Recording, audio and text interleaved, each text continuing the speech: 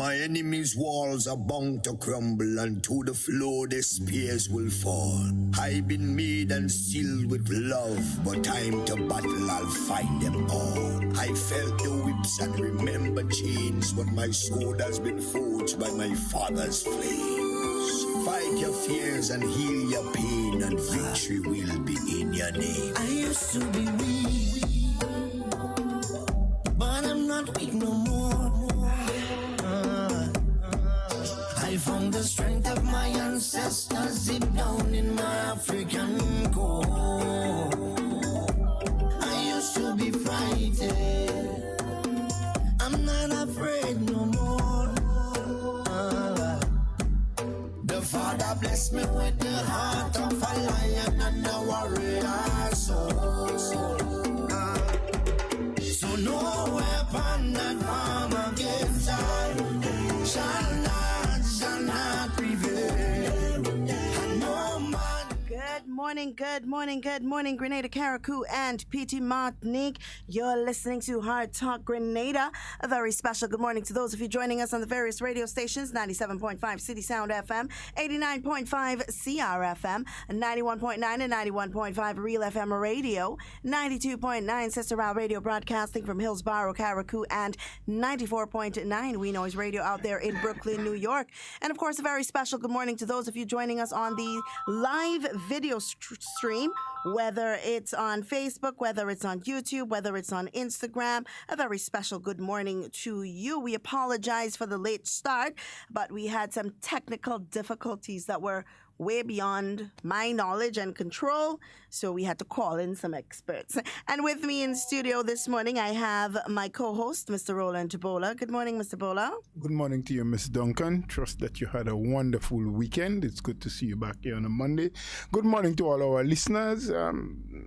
Bit late, yes, and Miss Duncan had explained to you why we had to bring in the technical guy to look at this electronic devices.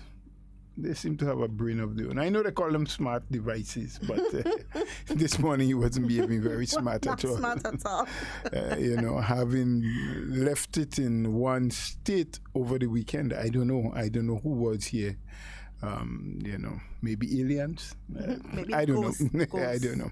I prefer aliens than ghosts, though. Why? Ghosts sound more logical, do it?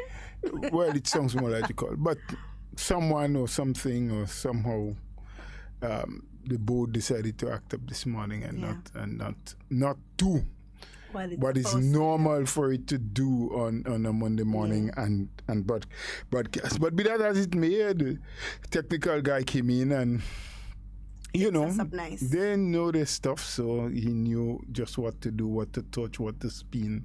Fixes up and we're going. So we're a bit late, but we're happy again to be on air, to be broadcasting. Thank you to all of our stations who we had informed and they have waited, and now we hope that they have joined in. Those of you who was on the live and not seeing anything, I know Miss Duncan tried to post up a little notice saying that we were having some technical difficulties. So I hope you got that and you saw that. So we apologize for those. And absolutely. We really do hope too that everyone had a wonderful weekend. It was a little bit not too much sun, a little rain.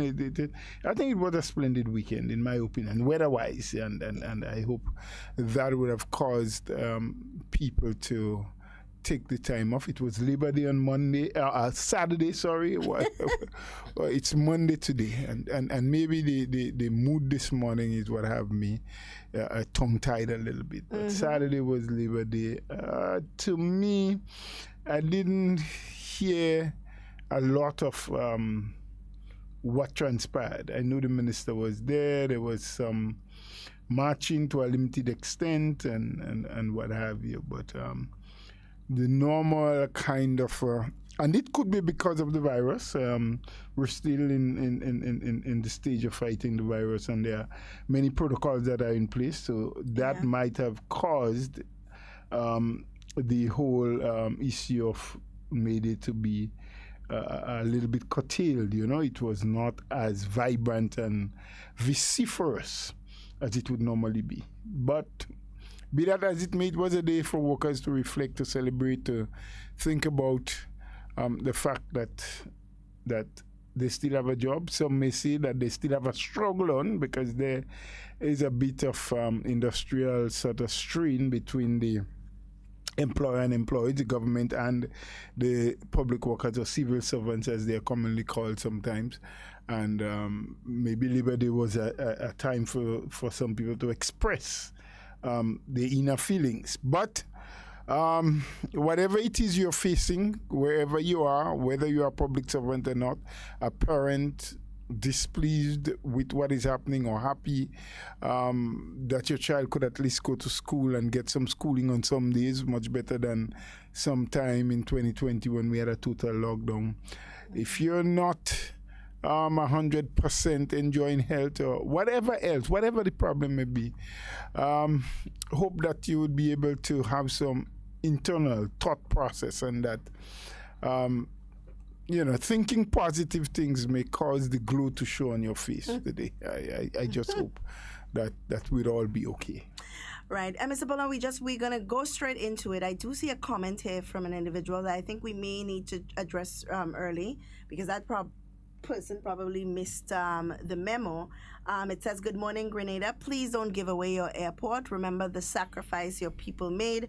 Blessings." And to answer that individual, I don't think anybody is planning to give away or sell or privatize the airport at this time. I believe that at this point, individuals are quite aware that a private individual made a general statement. And I mean, he has the right to do so, just as we have the right to air our views on what we think the privatization is, or the issue of privatization should be. He also had that right to make a statement in his private forum, So and the Prime Minister also spoke on it. He said it's not in government's, what was the word he used?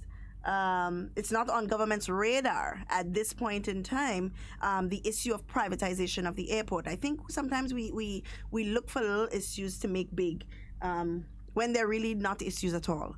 So that was not even something that government was thinking about. And there are people in different spheres who would try to put a spin on it, try to make it sound nice and proper, try to make you look at it from a different point of view. But it is what it is. Government has not engaged anyone as it relates to the privatization of the airport. The gentleman just made a statement, and I think we really did take the statement a little bit too far, in terms of how we interpreted it, what we added and subtracted from it, and all of that.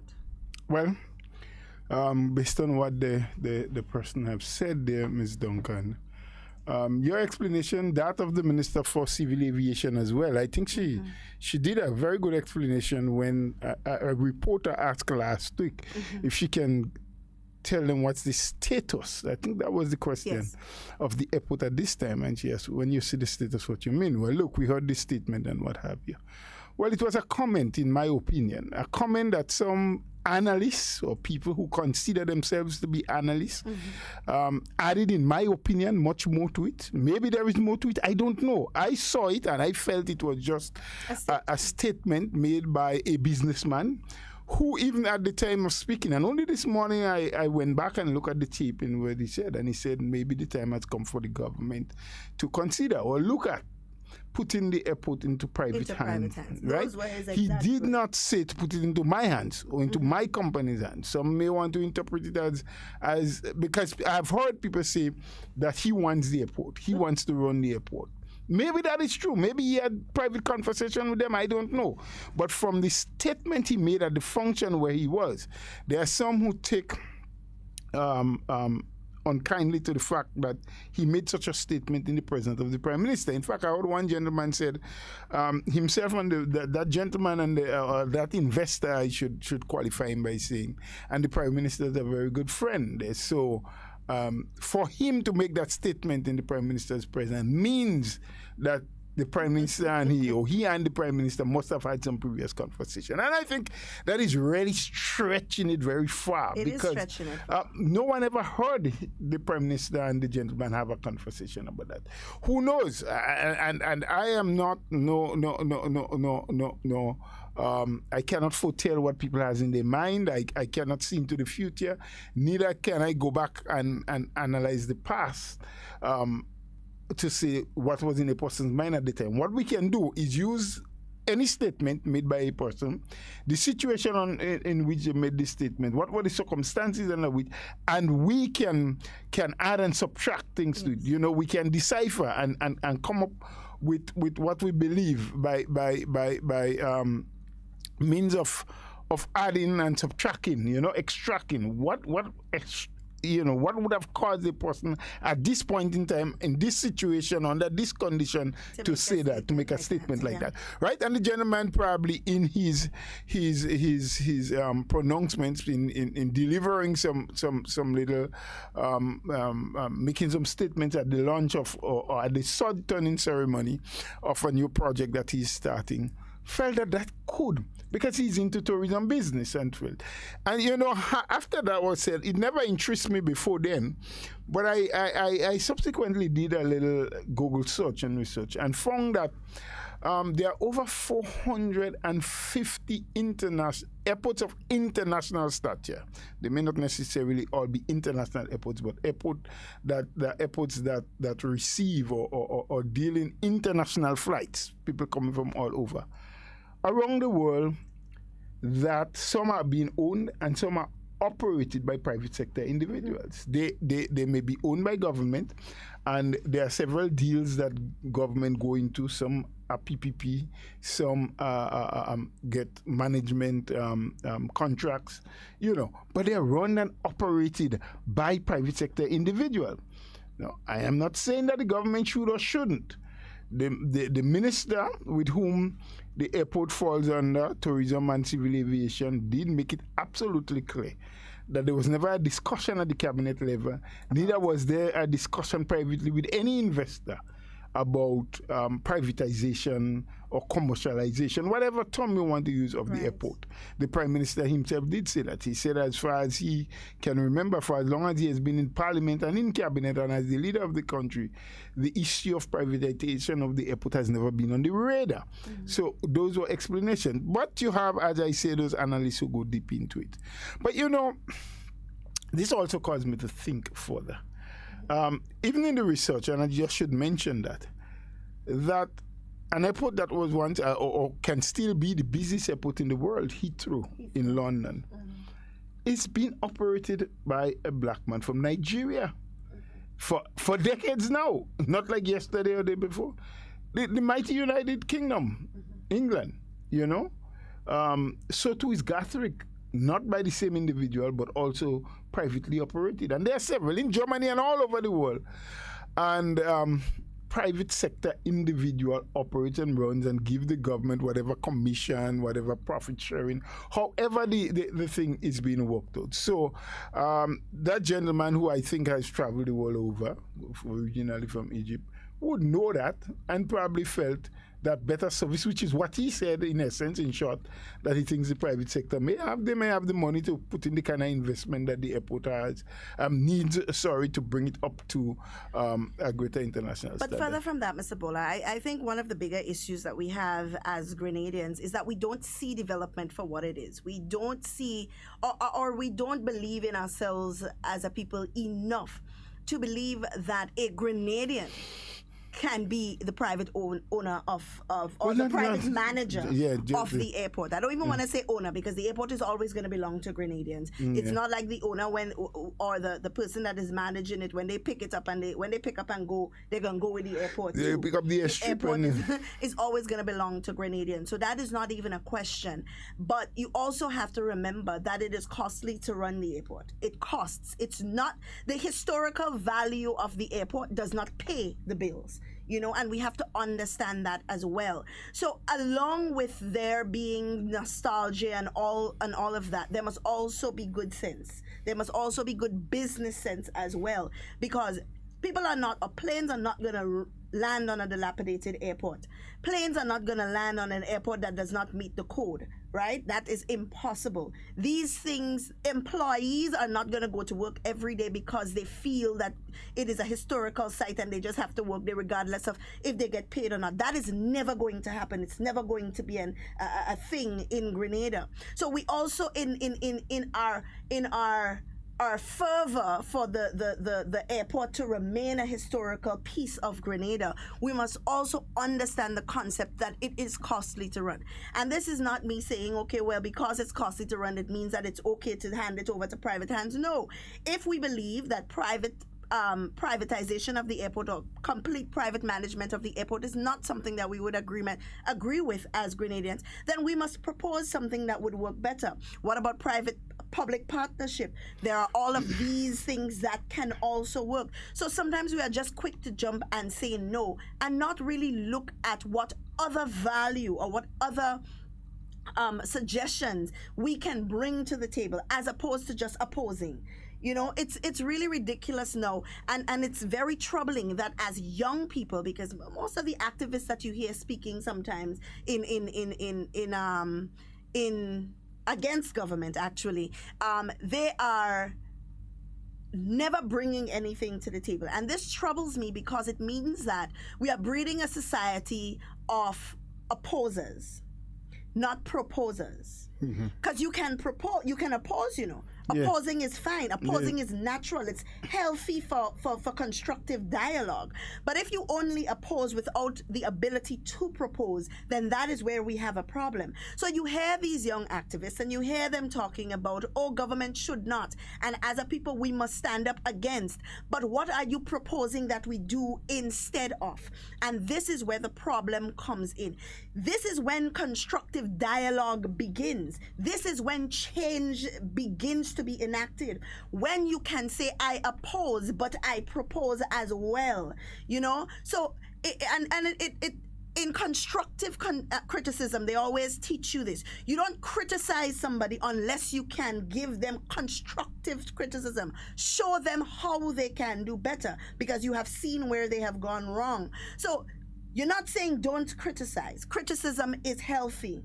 It is healthy for dialogue, but you must also be able to give construction as well. Tell me how I can build on what I have done wrong to make what I have done wrong right, or to do what I am doing now better. And I think that is what needs to happen. A lot of that needs to happen, whether it's something that we need to start teaching or it is something that we need to start forcing upon people, meaning that, and when I say forcing, people may take it the wrong way, but forcing meaning that you demand more. Someone can't just come and criticize you and not provide you with any analysis of what you have done wrong and propose any ways in which they see that you can do it better, because the fact that they see you've done something wrong means that they are supposed to have a way in which it can be done differently. Which is why they can come to you and say, which is supposed to be why. They can now come to you and say, this is wrong, or I think that this can be done in a different way. That is how criticism must work. So I am very concerned that we are growing a society of opposers and not proposers. That is my biggest concern, especially for the young people going into politics. And this has nothing to do with NNP or NDC. It's more of a generational thing. It's more of you want young people in politics. You want young people to take over because they are supposed to. The older ones are going to retire and they are going to expect that when the younger ones take over, that they build a society that they feel that they are comfortable to live in. But you cannot be opposing, just strictly opposing everything. You are against, but you have never proposed, not once, something that can work. Sit down and write a proposal. You could go on Google, find a template on how to write a proposal and present a proposal to the Prime Minister's office if you feel that what your suggestion will make a difference. This is how we build constructive society, you know. These are the things that we do. We don't just go on social media and make a bunch of noise and call ourselves activists. Well, that's what we do. We go on social media and make a bunch. We're not supposed to, though. Okay. We are not Maybe supposed you should say we shouldn't. We shouldn't. We because should not that's do what that. is being done all the time. Yeah, we have to, if we want to see change, if we want to, and not just see change. If you are an activist, you don't just want to see change. You want to be a part of that change as well. And that is what activism is all about. It's about enacting change. It's about being the voice of change. And in order for something to change, it means that you would have seen a problem and you would have proposed a solution. Right? Because you can't see a problem and don't propose nothing and expect it to change. How does that happen? Maybe the individual who is doing it, that's the only way that they see how to get it done. But you can't just say no and then you can't propose nothing. That ain't making no sense. We're moving backwards. Well, in fact, Ms. Duncan, I sum up all that you're saying there to an old adage that our foreparents used to say. Don't condemn a man until you walk a mile in his shoe. Absolutely. Because, you have contextualized this thing so well in that we'll listen to a statement made by a private citizen in his own capacity as an investor, and we take for granted until there were matches. I don't know if it came off, match planned against, and, there was analysts and all sorts of program analyzing why government shouldn't, and government didn't say they were going to. And by no means should we want to stifle people's conversation about the airport. But it can't be a conversation if all you're saying is no. Right. It's like you're telling me something and you're saying, Duncan, I want to build a house. My response to you is no. All right. Duncan, I want 3 bedrooms in my house. My response to you is no. Duncan, I want to build my house and it must cost $1,500. Your response to me is no. I am not telling you ways in which I see that you could do what you want to do differently. Maybe instead of building a house, you could rent to own. Maybe you understand. So you're just opposing. You're just opposing for the sake of opposition. Blank. Yeah. Non-stop. Yeah. You're not close. But therein also lies an issue that I want to bring on table. No, it was not too long ago. It was towards the latter part, December exactly of 2020, when that whole issue of the privatization of, well, not total privatization, but the selling of 50% of shares in Grenada, which was a state-owned company, to WRB, and the state, Grenada, decided, well, the conditions under which the sale was made was bad. The conditions under which the majority shareholders, which was WRB, was operating was not beneficial to Grenada and the clientele, the people of Grenada. So the state decided, well, let's buy back. Many of those who are saying now, well, don't touch the airport. There is historical significance and it is of national pride and so. So too was our lone power generating company that was given to a private sector individual for 90 years or 89 years of monopoly to be the only and sole generator and distributor of solar power. I've just seen over the weekend a video or a documentary where in Uganda, an African country, they have just brought out the first fleet of Toyota buses assembled in Uganda that are electronically operated. They use no fossil fuel. But they are fitted with solar panels at the top of those buses that can generate energy, can recharge the battery to keep them running every day, not emitting any greenhouse gases. So the world, and that's just one example, is moving away from fossil fuel, looking at getting a greener economy, as they call it. And WRB was not prepared to do that with our lone generating plant. But that's not the real issue here. These are issues that we can discuss otherwise. Some of the same people that are crying foul on government, who has not taken a decision, just an ordinary man making a statement, showing out something, so to speak, cry foul at the government. Oh, government can't run anything proper. That was their word. Yeah. Oh, I've heard even a radio announcer gone on radio saying that WRB was doing an absolute immaculate and perfect job. And government had no right. Government can't run anything. They never do it right. That the company was being profitable and doing well, and that they should leave it the way it was and not touch it. These same people now are saying no privatization for the airport. No, government didn't plan. They didn't say there was. In fact, the government said they had absolutely no intent. There have never been a discussion. Right. But they jump ahead. Oh, this is of national significance and national pride. As well, national significance and pride is important, but it doesn't get a business going. But here's what the point I'm making is, you're angry that something should stay in private hands and government shouldn't touch it, even when the government has shown how they have been ripping and raping this country by what they're doing. And now we have an opportunity to put it into our own people's hands, to sell the shares to the locals so that they can now be the ones benefiting, not only benefiting from what the company could give, but whatever profits could stay in Grenadian hands. These are the same people now that are opposed to privatizing. So on one hand, you're angry that you took it from private sector. On the other hand, you're saying, oh, keep it, don't go to private sector. The issue here is just the small group, which we always talk about very loud, that will oppose any single thing this government does or plan to do. Yep. So if the government privatizes, it's bad. If the government keeps it, it's bad. Anything this government do, as far as they can see, is bad. There's nothing. So we as a people have to be cognizant of that, and we must choose our battles carefully. And I'm not saying all that to say that you have to agree with everything the government do. I am not saying that to mean to you that you doesn't have the right to comment. I'm saying let us be constructive.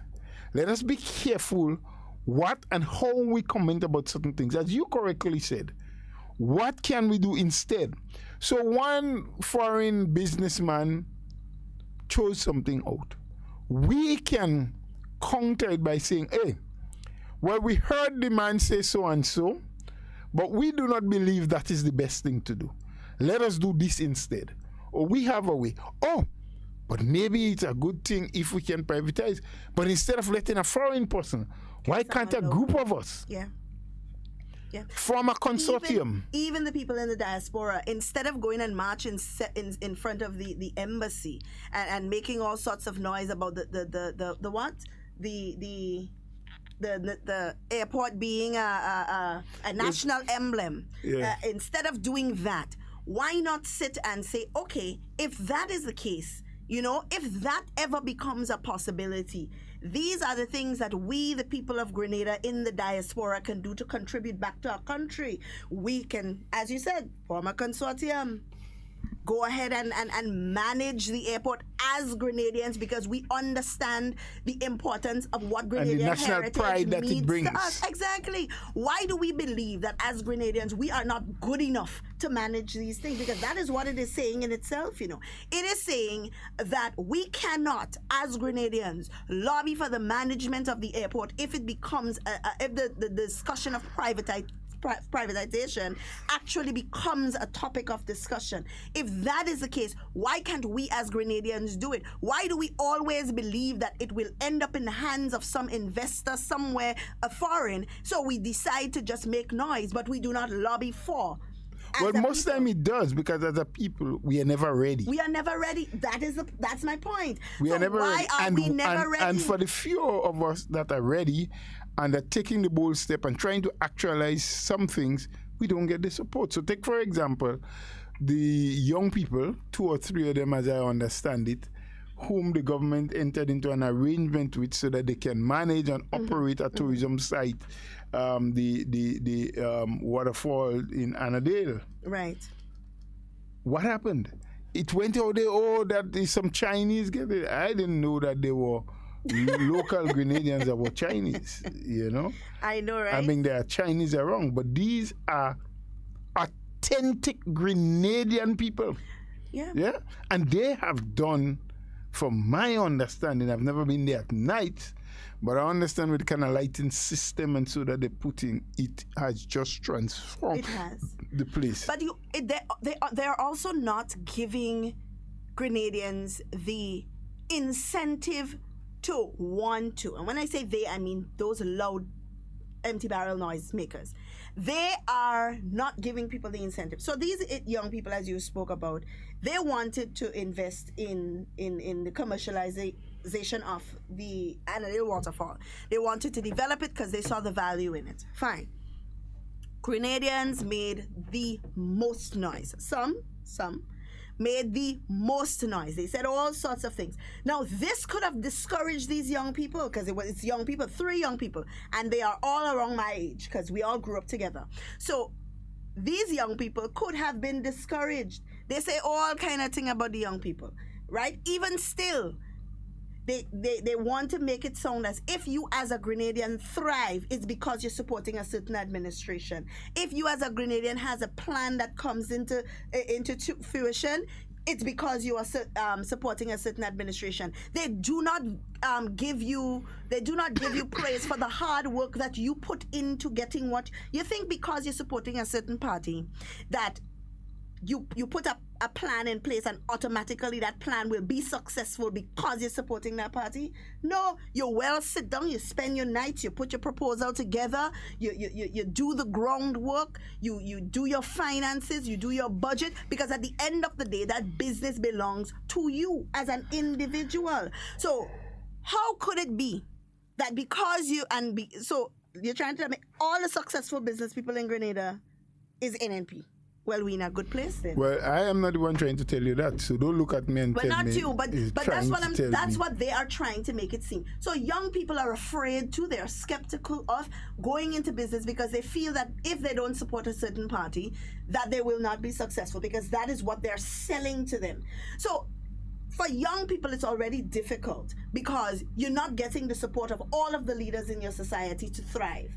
Right? You want to start a small business, they're saying only NNP people could get a loan to start a small business. So you're not even going and try. You want to get a scholarship, they say only NNP people go in and getting a scholarship. So you're not even going to No. Once you get it, they say you're an NNP. Once you get it, they say you're an NNP. Yeah, they're not just saying only you getting, because all sorts of people apply. People with all different religious belief or political affiliation.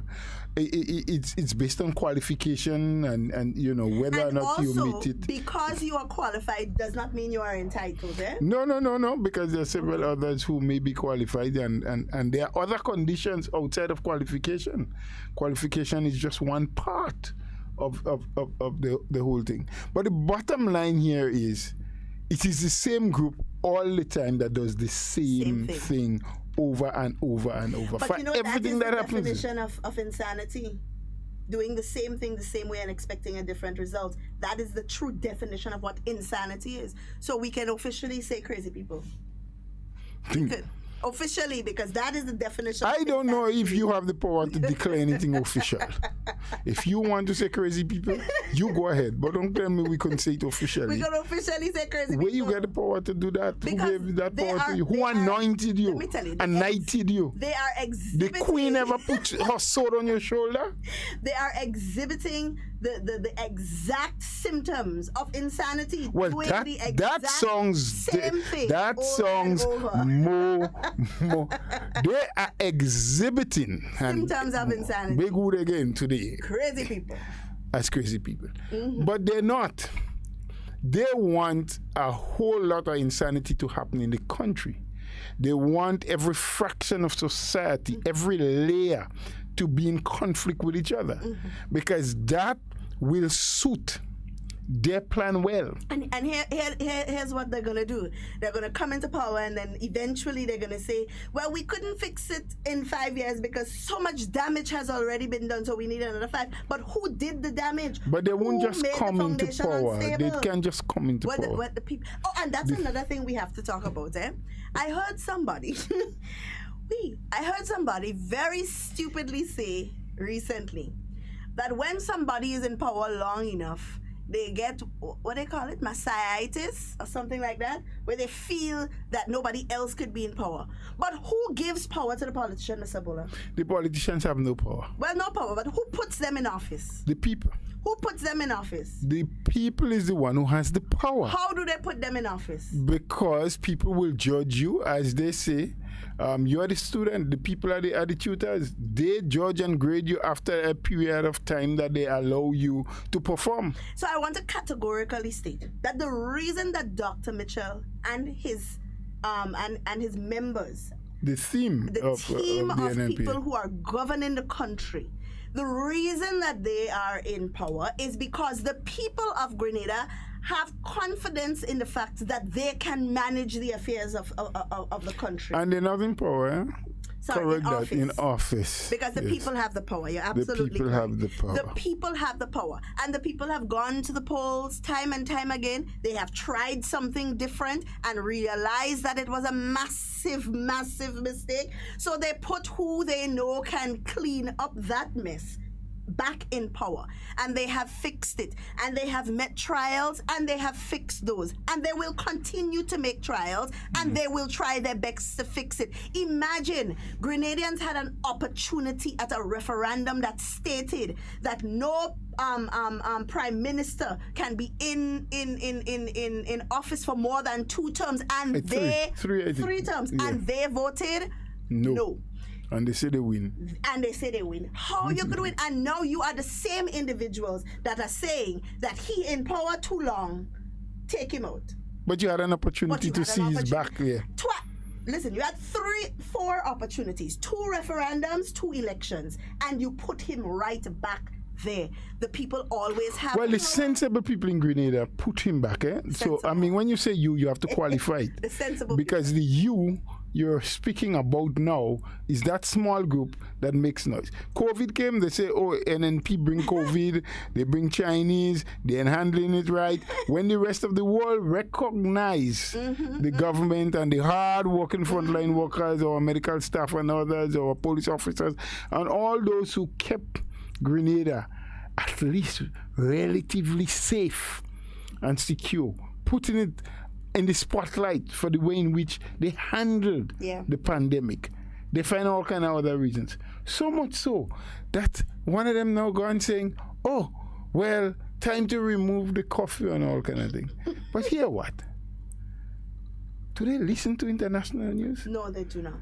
Do they know what's happening just outside our doors? They do not. Trinidad, Barbados, Jamaica. Or I don't want to say they do not, eh?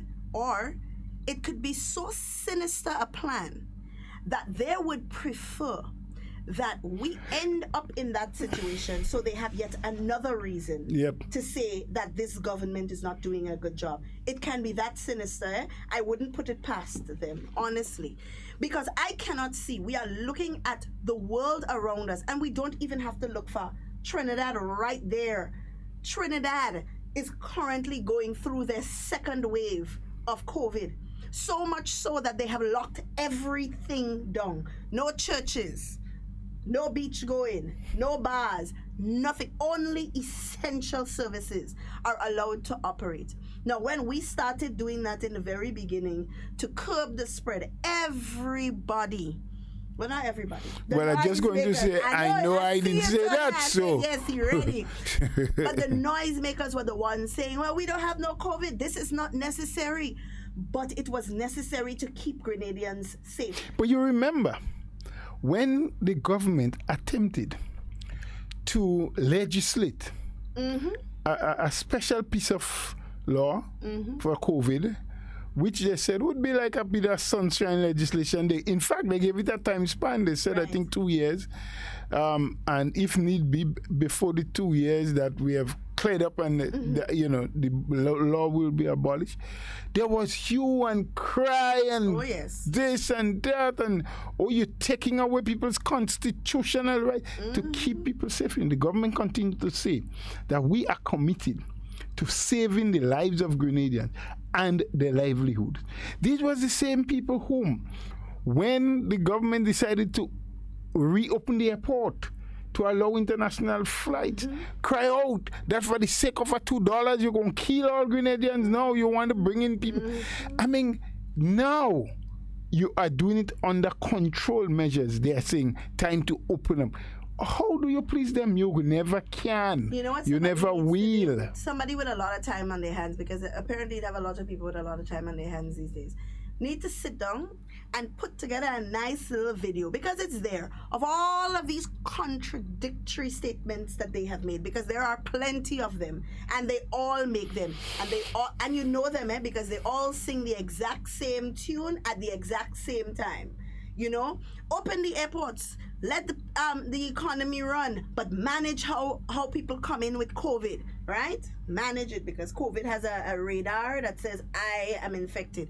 But anyway, then lessen the quarantine time. Look, all around the world they're saying is you can lessen the time, or increase the quarantine time, or lock us down. No, don't lock us down. Open schools, no, close schools. Well, if government go to deal with all of these kind of concerns as they come, we'd be spinning in a circle, you know. We'd be going round and round. We're already spinning, but we'd be worse spinning worse than a top. But you know, having said all of that, and that person who put the first comment about the airport, please, there's no discussion about privatization. No, there's a discussion, you know. Yeah, but not from the government. It's not led by government. At the moment, the government says they do not have that on the radar. They're not interested. Of course, the gentleman made some. He probably may have sparked something that the government may want to look into. No, I don't know. I'm just, you know, out of my head and out of my mouth saying things. But you know, there's an interesting piece of news I think we need to share as it relates to COVID. Again, coming out of India.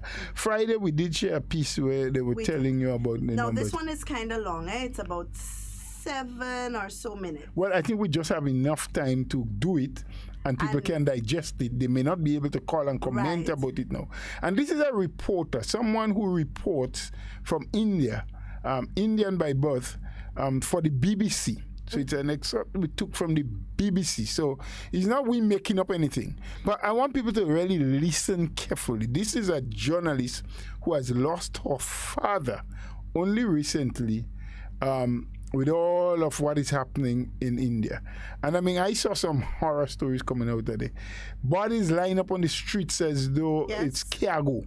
You know, you can't even go to an undertaker. I mean, for the last 3 weeks, I've been seeing that. You just have these major areas like parks.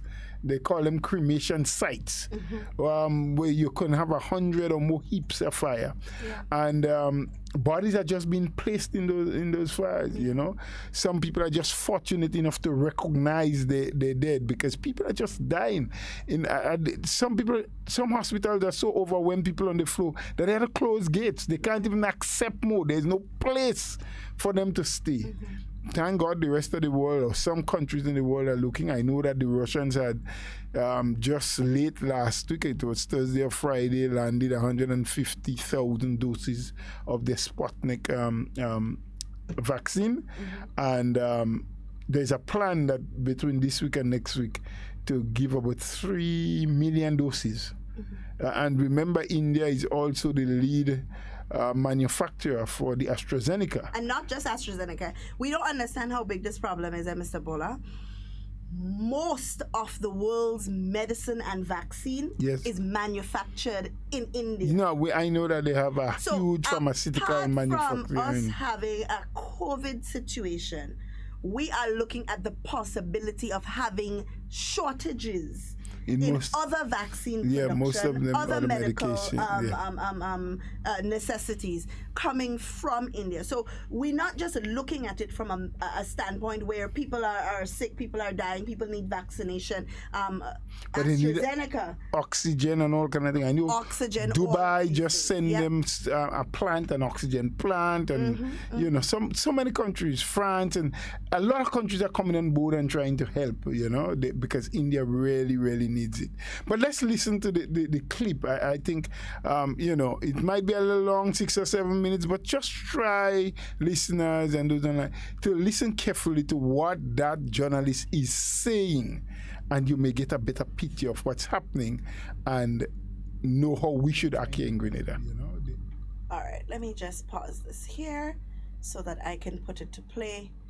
And then after this, I do have a quick announcement. Today is one of those moments. And despite that, Barker, thank you very much indeed for joining us on News at 10. And we should begin our conversation with all of our condolences, because you have just lost your father to this terrible disease. Thank you, Julie. In 25 years of being a journalist, it's not often that I'm at a loss for words, and yet today is one of those moments. And despite that, and despite the grief and the gutted sense, sort of sentiment that defines me at this moment, and forgive me if I'm not my most articulate, I just felt that it was important to come and speak in any case, despite the fact that what was a national mourning has now become a period of personal mourning. Because in some ways, Julie, I became the story that I've been reporting for, weeks and weeks and weeks now. In fact, since 2020, when the pandemic first erupted. Whether it was the difficulty of getting an ambulance to take my father to hospital, whether it was the discovery that that ambulance was not really an ambulance at all, but that it was a rickety old car repurposed as a fly-by-night service, that it did not have any paramedics in it, that it did not have an oxygen cylinder that worked as it should have, that I had to then beg for an ICU bed, even with my privilege and my connections. And then finally, when my sister and I went to cremate him today, at the cremation ground, there was no space. There was a fight that took place between 3 families for one spot, just to say goodbye to somebody you've loved. There isn't space at the cremation grounds.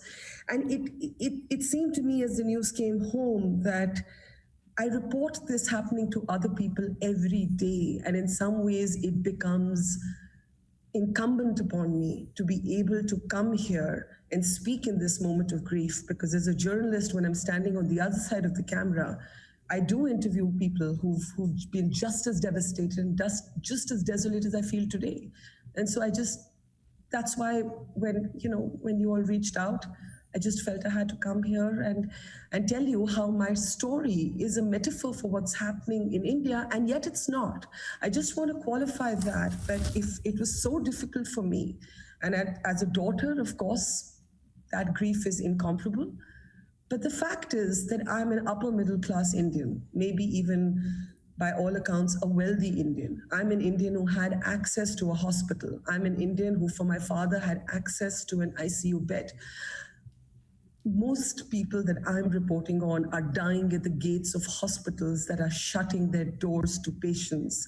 Most people I'm reporting on are being made to sign consent forms that aren't consent forms at all, wherein people are being made to say, if somebody we love dies because the hospital did not have a ventilator or did not have an oxygen, it would not be the liability of either the state or the hospital.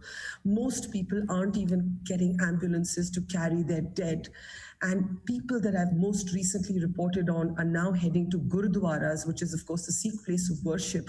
And these gurudwaras have now started offering, they used to offer, feasts and banquets to those who are hungry. They now offer something called an oxygen langar, which basically means if you're starved, not for food, but for oxygen, you can go to this gurdwara, you can sit in your car, you can plead for help, and a cylinder will come to you to your window, and volunteers are helping you get 1 air of breathing time.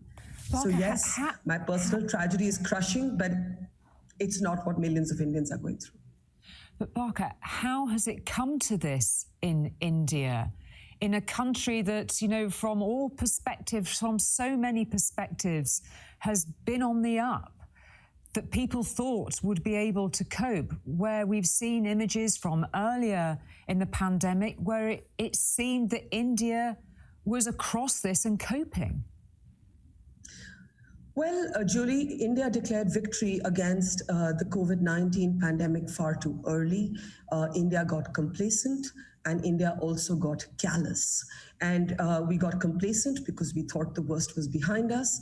We got callous because through this carnage, and I use the word with responsibility, because when you see mass cremations of the kind that I've seen at the cremation grounds and graveyards I've been to, there's blood on the streets. People are just dying, and they're dying not necessarily from the virus. They're dying because the health system has collapsed and isn't giving them what is their right as citizens to have. And through this carnage, we've had election rallies, we've had electioneering take place, we've had hundreds of thousands of people gather in mass congregations, we've had religious congregations, we've had India's election commission now been accused by one of the courts for being responsible for murder. And yet on this day that I talk to you, on a day when I cremated my father, on a day when thousands of Indians would have gone through a similar tragedy, we've had election rallies taking place. That is callous. And finally, there has been incompetence. Why was our vaccine rollout program so slow? We lost critical 2 months. We did not universalize fast enough. We gifted away and exported our vaccines. We went from over-centralizing this program to now leaving our states to fend for themselves. So it's a combination of complacency, callousness, and incompetence. Barker, you know, of course, there'll be very many families here in Britain with such close ties to India watching in utter horror at what is unfolding there. What message do you have for those families and indeed for Britain? We know help has arrived in some measure today. What would your message be to Britain and indeed the wider world? Don't treat this as our problem alone. One of the necessary short-term responses to the pandemic was to shut borders. I understand the need for countries to put the interest of their citizens first, but the virus is this creature that travels through crevices and under doors and over skies and in aeroplanes and across porous borders. And we live in a world where we cannot be separated indefinitely by borders. We've all got families and lovers and friends and parents and siblings. All right, Mr. Paul, I think we could stop there. And there we have it. That is that is India's plight. And it's not just India's plight, but it's the world's plight. And as she rightfully said, which is something that we have to take into consideration, they have been helping the world vaccinate their people. And in the process, their own citizens have been struggling.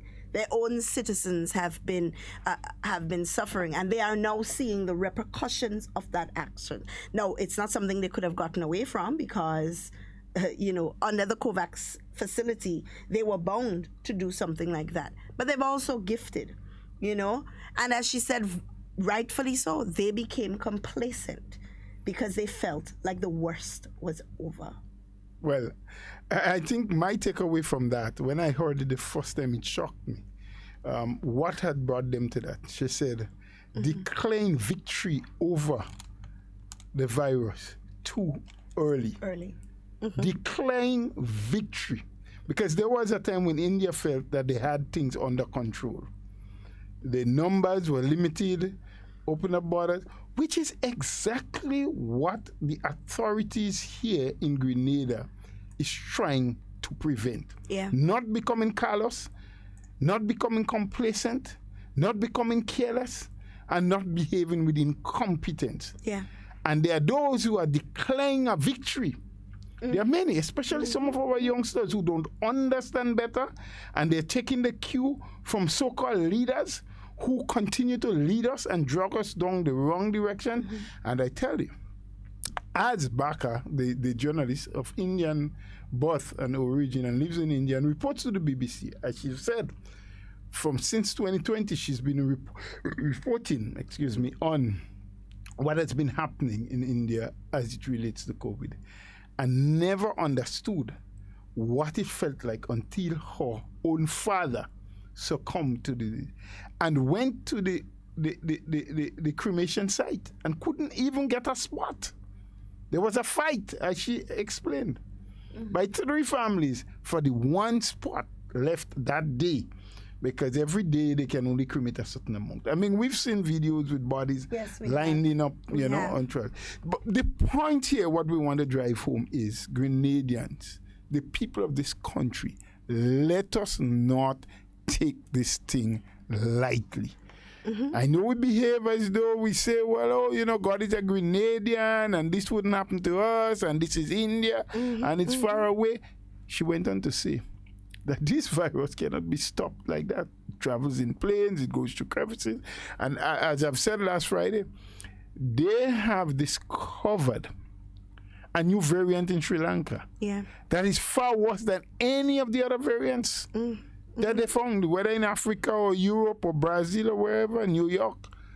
So we cannot let our guards down. This is the time when we should be even more careful than ever before. You know, Australia has closed their borders to their own people coming in from India. And it is the first time since the pandemic that they have made it a criminal offense to enter the country if you're coming from India. China has dropped all flights. First, it was passenger, now even cargo. Yeah. They don't fly to India. Yeah. Right? So it's serious, but it will spread. Doesn't matter, it will spread. The most you can do. I mean, the health system has collapsed. Of course. Basically, it's overwhelmed. And we are speaking about a country who manufactures. But India is a first world country. India has, as a country, when you look at the scale for wealth, has the most millionaires in the world. But there's great disparity. You have millions of people living in poverty as well. A population of 1.3 billion people. All of that is being said simply because I want us as Grenadians locally to take cognizance of what is happening. Vaccination is important. It protects, but it also creates the opportunity for what we want, what a lot of us is longing for, the gathering again, the going back to some normalcy. Vaccination is what will help us. It's not just the gathering that bothers me, Mr. Bola. It is the inherent need to gather. That is what bothers me. In the midst of a pandemic, understanding fully well what COVID can do if there is a massive spread, if there is community spread, but still that inherent need to want to gather. That is what really bothers me. I don't think so much it's the little gatherings here and there, or the little wanting to meet with family and so on, but the need to want to party and to want to fit and to want to play jab. That is a dangerous thing when you cannot decipher, you cannot determine, you cannot what's the word I'm looking for? You cannot prioritize what is more important if it is your need to party and socialize over your health. Some people have a greater need for party than others. Yeah, some people see that as a priority. But it can happen.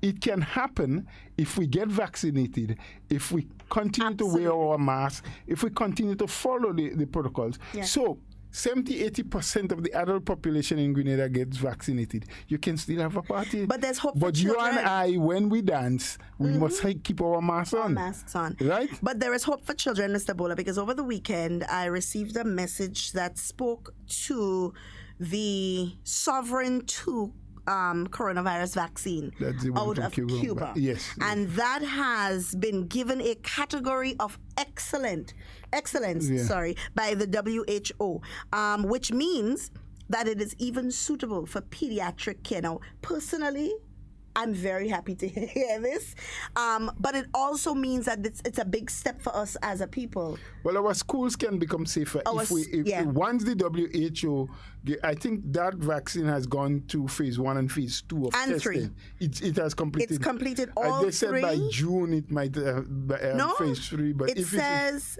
let me just quickly say here, it says that it has gone through phase 3. And at least 90,000 Cubans and from 10 communes have been injected. All right? And it also says that exhaustive evaluation of previous trials has described it as a very safe vaccine. In other words, this vaccine would prevent contagion. Contagion being transmission from one person, from person to person. Yeah. But something that is something that not all vaccines have been able to guarantee. But what has been confirmed overall, and this has been confirmed for all vaccinations as well, is that it may reduce symptoms and reduce the risk of death. They said it will be available by May. Well, we're in May now. So let us hope. Let us hope. I've heard a lot of great reviews in terms of Grenadians waiting to get vaccination, in terms of Grenadians who have been a little bit on the sidelines about being taking the AstraZeneca, have given good reviews and are eager to be vaccinated with the Cubans. Sovereign too. Yeah, I heard quite a few people saying that too. The question is how quickly can they manufacture after getting the green light? Because one of the problems that they're facing now is a lot of the raw materials that is needed. Because you see, you've never had a period in time when almost every single human being needed to get the medication. So the demands are high, the raw materials are limited and protected because, for example, the US and they're not allowing shipment of any kind of raw material for vaccination. And that's one of the problems that India had as well. Right. They were not able to get those raw materials to continue making vaccines. as much as they wanted to. So there are a lot of complications. And so for people who feel that, oh, well, you know, it's okay, I'll get later on. We don't know how long the later may be. Absolutely. But not only that, Grenada is not a first world country. How much money can we actually put out and say to the Cubans, well, no, you have one that our people want, give us 100,000 doses. How much would it cost? And even if Cuba, knowing them to be very benevolent as a country and as a people, may want to give some contributory doses, how much and how quickly will we get it? And I'm not saying all of that to create fear. It is just the reality. Yes?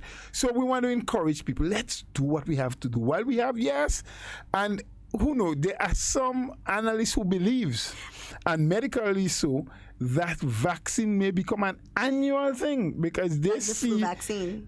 It's like the flu vaccine. This COVID, in the minds of a lot of people, they do not believe that it will just disappear. It will continue to revolve. It will continue to change and mutate and come in different forms. And it may become necessary to have annual vaccination to protect yourself. So we may need the Cuban, but it may go on for years and years and years. So I'm saying those that is available now, let's take it. Even those who take, I've taken gotten my 2 shots already, both doses. Me too. But come 2022, you never know. I may have to take a shot from the Cuban. And the thing about it is, Mr. Bowler, you also have to take into consideration, time just gone as we didn't even realize that. You also have to take into consideration the fact that Sovereign 2 is available for pediatric use means that there are some children in Grenada that may need priority. Maybe. Because they need protecting. If the adults are irresponsible with protecting themselves, then we as adults need to protect our children, you know? So some of them may need to be given priority. Children with autoimmune diseases, children with asthmatic or respiratory conditions as well that need protecting. We have to protect them as well. So it's not as easy as saying, oh, well, it's ready, I'm ready to be vaccinated. It doesn't happen like that. And that is what we've been trying to say for the longest while now. In an event like that where you are saying, oh, well, it's out, I want to get vaccinated, and something happens, who do you now blame? Are you going to say, oh, well, government didn't make it available for me to get? So it's not about government making it available. It is it being available to government to make it available to you. Well, that's a good note to end on, Ms. Duncan. We have eaten up all of the time. We had started late, and so we apologize. We didn't get an opportunity to even open up the phone lines today. But based on the discussion, based on what you have heard, we hope that you will internalize it. We hope that you will converse with your friends about it. That you, if you have not yet decided to take the vaccine, would be considering now doing it and encouraging others so to do. The sooner we get vaccinated, the sooner we get back to a life of some some level of normalcy. The less fear we can live in. The less fear we live in, the more we can open up the economy so that jobs and more jobs can be created. People can be re-engaged. Yeah. We can start having the tourist ships coming back and so. So please, Grenadians, please, let's not just listen to the noise in the market or follow everything we hear on social media, but do our own research, factualize things, and consider the vaccine is our best shot of getting back to normalcy and protection for ourselves and our family. Please do have a good day. All right, we've come to the end of our program for today. Tomorrow, hopefully, we have the post-cabinet brief. But in the event that we do not, then we would open the line so persons can contribute to the conversation and probably have someone here who we can converse with more about these vaccines, what they do. Because we have to keep, I know some people are saying, well, we hear that already. But there's somebody out there who needs some more convincing. And as long as we can, we will. All right? So we'll try our best to do that. And hopefully in the upcoming week, we get the Minister for Tourism to come in and sit with us to speak about these new protocols and what that means for us as Grenadians as it relates to the quarantine and so on. So, guys, it's been a pleasure being here with you. As we say here every day, in whatever you say and whatever you do, be safe and be secure. We always want to be talking with you, but we do not ever want to be talking about you. So please do enjoy the remainder of your day and stay tuned for the National Report. It has been a pleasure, guys.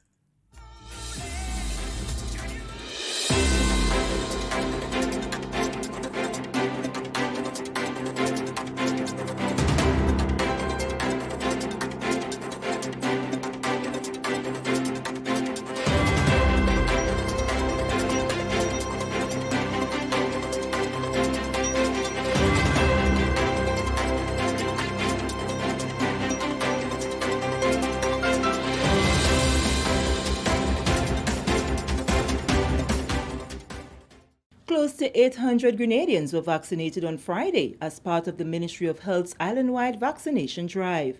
We'll have the details of this story and more in the National Report.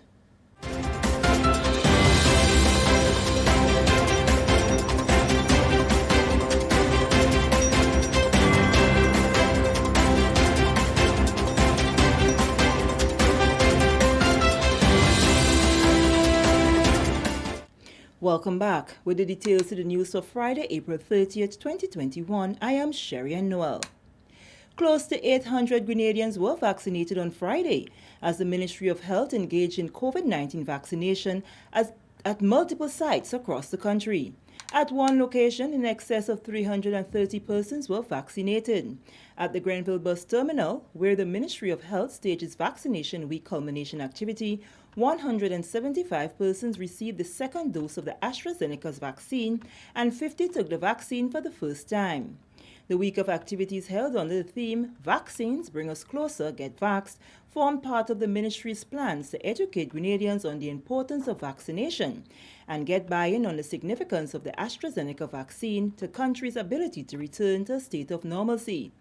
Vaccination Week 2021 ended with a health fair and vaccination drive at the Grenville Bus Terminal. For the second dose alone, we had seen, and we are not yet finished, but I can tell you that we have seen over 175 persons coming to get their second dose. And as it relates to the first dose, we had seen about 50, which is quite a significant number, because we are talking about persons here, who came out to really capitalize on the opportunities provided for them here at the Grenville Bus Terminals. And it was well received. We always say that your health is your responsibility, but it is our priority. And that's why, we are here making sure that we meet the people where they are. Because as you know, health is about access. Healthcare has always been and will always be about access. So providing access to healthcare, we know that people will come forward, and take advantage of the various services. Communications Officer in the Ministry of Health, Kevin Frederick. Bus drivers also got the opportunity, according to Frederick, to take advantage of other health checks and services. As part of the activities, likewise, we had also provided blood pressure and blood sugar screenings. We had the Vector Control and Health Promotions Department on board with us. We also looked at weight checks and height checks as nutritional counseling, because we understand that people, they do have busy lives, especially, the bus drivers and conductors. What we have seen over the years is that when it comes to their nutrition, most of them, because they have to be on the road so early in the morning and late in the night, they do not really eat properly. And so we always take the opportunity to speak with them about the importance of eating healthy. Moving along, Finance Minister and Parliamentary Representative for St. George South East, Honorable Gregory Boeing, on Friday received his second dose of the Oxford AstraZeneca vaccine at the Laborie Medical Station. Over 30 persons also turned out to receive the vaccine at the same location. Constituency officers have ventured into their communities to reach out to people. Honorable Gregory Boeing said they will continue to actively engage people in his community and by extension the populace during the coming weeks. He is happy to lead the way for his constituency. I feel very, very elated in the sense that I could show to my people in the constituency that I have taken the second dose, because we embarked on a program where the entire constituency offices, all the mechanisms went into work in order to get people out here this morning. We visited homes, we made calls, and we have over 30 persons who will be here today. We want to replicate this in the other health center in the constituency, that's at Monjaloo. So in the week coming up, we'll be calling people so that they can assemble at Monjaloo, and this can be repeated. So I'm very excited and happy with the turnout. As of Thursday, April 29th, over 12,900 people have been administered the AstraZeneca vaccine and over 3,200 fully vaccinated. The minister said that while he is glad that the numbers have strengthened, he is not pleased with the rate. Where we are today, and with our people facing, the effects of the pandemic, economically, they're suffering. I'm very unhappy with the low numbers, because if we do not get it up to speed, our economy cannot go back up. Our revenues collection cannot go back up. The companies cannot make profits so that they could pay profit and tax. What we recognize is that during last year, when you make no profit, we can't collect taxes this year, so we're down in the doldrum. So that figure is very low. It's about 16% of the people that's above 15 years. And it's over 12,000, but no, it should be way past the 40 and 50,000 now. And that's why we are embarking on the drive to get people out. I think this is a wonderful drive, and I want to thank all the people in the constituency office who went out of the way day and night to ensure that people come out.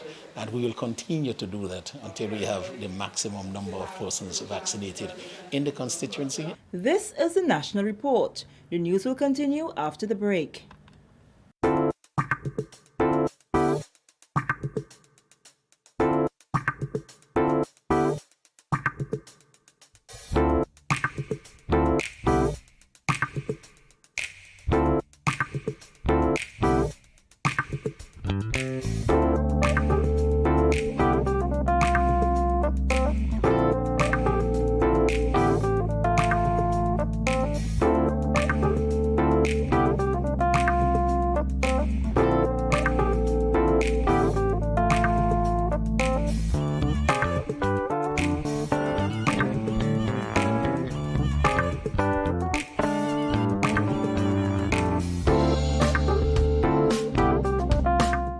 Welcome back.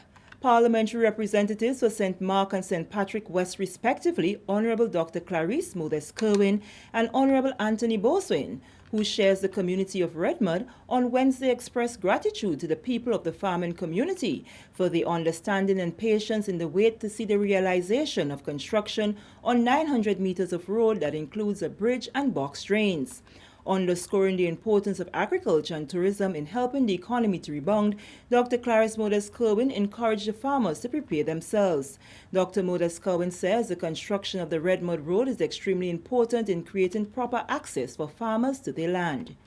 This road is very timely because we have to rebound. We have to grow agriculture. We have to develop that industry more than it has been before. And we have to look at our neighbor, St. Vincent. They provided food for us and other islands. We don't know how long they will recover. We have to feed that void, to assist them how we can, but also to fill the market wherever they cannot satisfy the market. And I know the Minister for Agriculture is working, and farmers, Mr. Rohan, I expect to see, after the 7 months, to see some serious work taking place in this very area. And I know, yes, and I expect that to happen with all the farmers. Honorable Anthony Boson said the project will ensure greater access to farms and will contribute to increased production for both domestic and export purposes. The development of agriculture will depend heavily on development in tourism, creating that market for agricultural produce. We see what is happening now with the tourism sector suffering the kind of decline that it is experiencing now, and the impact it is having on the agricultural sector. So we have to ensure that agriculture is a driving force, or tourism will exert a pull effect on agriculture by creating a greater demand for your agricultural produce. One of the farmers present at the sod turning ceremony, Rohan Japal, told the GIS that he welcomes the initiative by the government, being a farmer in the area for over 26 years and experiencing firsthand the many challenges getting to and from his farmland. This farm up there is like a family farm, so there were others before me. I just continued the tradition, basically. And that road broke in 1991, and ever since, I know things have just gotten downhill from there. And then Ivan and Emily came, and then made it even more challenging. Exactly what do you farm? Well, we have a lot of cloves up there. We have nutmegs and a lot of wood trees, and but right now, I'll be going into other crops once we get that road open. The nutmegs have to be carried down manually, and you could never really pick up all of it then to carry. You pick up what you could carry, basically. So that, and then getting up there with like whatever fertilizer or plants or whatever you want, that was also challenging. So in the end, it became like, just don't bother anymore. It's too challenging. So we harvest, we clean below the trees. We do what we have to do, but at the basic then. Do basic maintenance. It's like there's a lot of room for expansion and cultivation and everything, but that hasn't happened because of the road. But hopefully it will now. It will now once we get this road. From Monday, May 3rd, the community can expect to see construction work in progress as the excavator to cut the banks is already on site. Now for a recap of the top story. Close to 800 Grenadians were vaccinated on Friday as part of the Ministry of Health's island-wide vaccination drive. And with this, we come to the end of the national report for Friday, April 30th, 2021. On behalf of the entire news and production team, I am Sherry Ann Noel, thanking you for viewing.